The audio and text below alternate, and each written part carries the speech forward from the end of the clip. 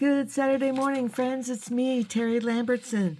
This is what I have for you today. This came to me from Frandy Terlizzi Patvin, and it's called An Early Bird.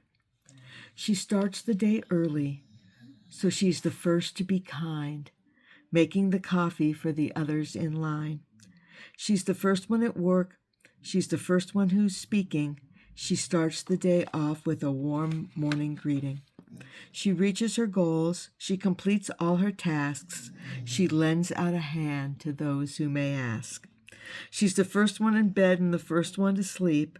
Without worries or headaches, she'll have rest that is sweet. Because she starts the day early and seeks the Lord's face, the early bird gets the worm, and she receives God's grace. So about 10 years ago, when I became the prodigal again, and that happened because I started spending every Wednesday morning at Aunt Doreen's kitchen table, having coffee and banana bread. You will always find some of her banana bread in my freezer. If you stop by for coffee, you will get a slice.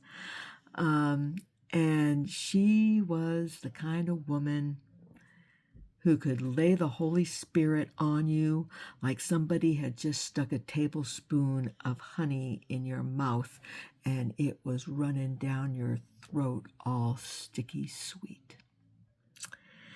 And even though I became the prodigal and I started going to church again, I was that girl who picked up her Bible every Sunday morning to go to church, highlighted, took furious notes, and as soon as I got home, it went down on the table, and that was where it stayed until next Sunday morning. And I don't think I'm unusual. I think that happens with a lot of people.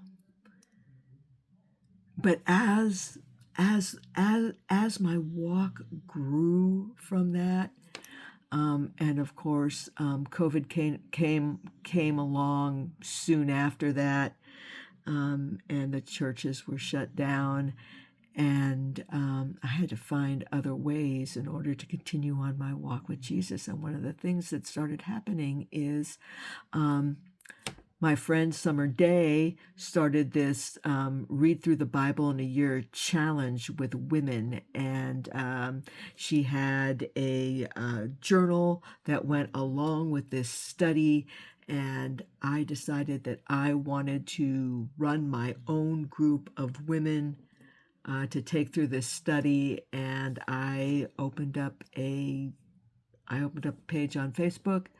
And the next thing I knew, I had 1,400 women go through this study.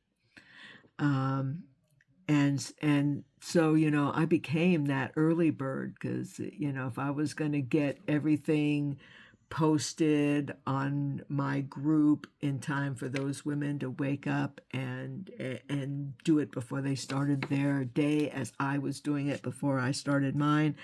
And, I began to see that the silence of morning is a beautiful time in this house and in this neighborhood, where I walk my dog.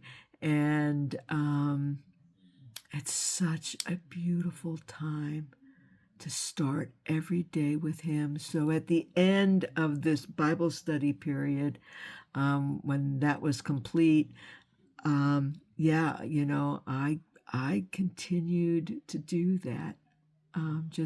The Bible talks about us giving him our first fruits. Now I got a couple things I got to do in the morning, right? I got to wake up, I got animals to feed, I got a dog to walk, but as soon as I have a cup of tea and I settle in with him. And it changes me for the entire day. If you are looking for things to do to get yourself on track with some kind of morning wake up with with Jesus, I've got all kinds of ideas for you. Either leave a message after this video or come talk to me in Facebook Messenger. All right, friends, we have ended another week. I will see you again on Monday morning when we will do another devotion from Billy Graham's Peace for Each Day. Till then, I'll see you then, friends. Bye now.